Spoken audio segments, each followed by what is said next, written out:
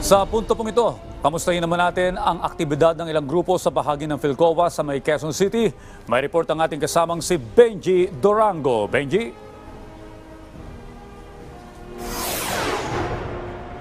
Audrey, nakaposte pa rin ang mga kapulisan dito sa Philcoa. Papasok yan ng UP Diliman. Samantala sa may bandang unahan nitong pila ng mga police mobile ay isang pagtitipon ng mga progresibong grupo ang isinasagawa sa ngayon. Bagamat seryoso sila sa kanilang panawagan ng wage increase, pagtaas ng sahod, hindi pa rin maiwasan ang ilang mga katuwa-tuwang mga eksena mula sa kanilang hanay.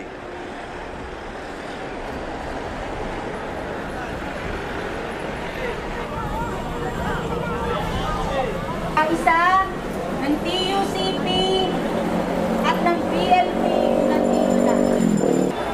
Kanina kasama naman siya ng National Wage Coalition. Tangan na laro ang espada, balak daw niyang suguri ng China. Pero seryoso sa kanilang pakiusap ang iba't ibang grupo, bagamat nagbabanta ang buhos ng ulan, pagtaas naman ng sahod ang kanilang panawagan.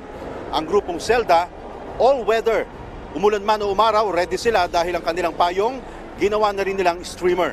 Sa palapa ng payong nakasulat ang panawagan na wage increase.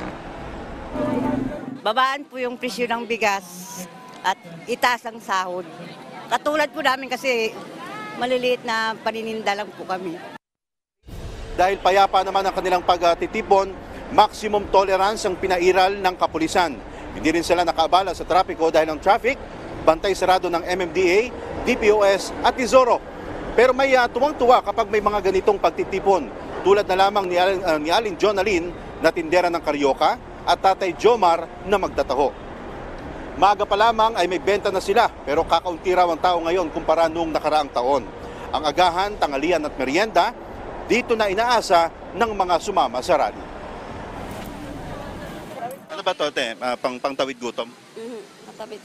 Wala ka ba dalang dyan? Pack lunch man lang? Wala po. Ha? Carioca ang kakainin mo? Almusal tanghalian? O wala ka pang bayad? Ingat ka dyan. Wala pa siyang bayad. Bansa, nakalatag na mga orange cones at bantay sarado ngayon ng MMDA. Samantala, nananatili naman na maluwag ang daloy ng trapiko at papasok yan ng Commonwealth Avenue galing ng Quezon City Circle ilang oras bago magsimula ang SONA ng Pangulo. Audrey. Maraming salamat, Benji Durango.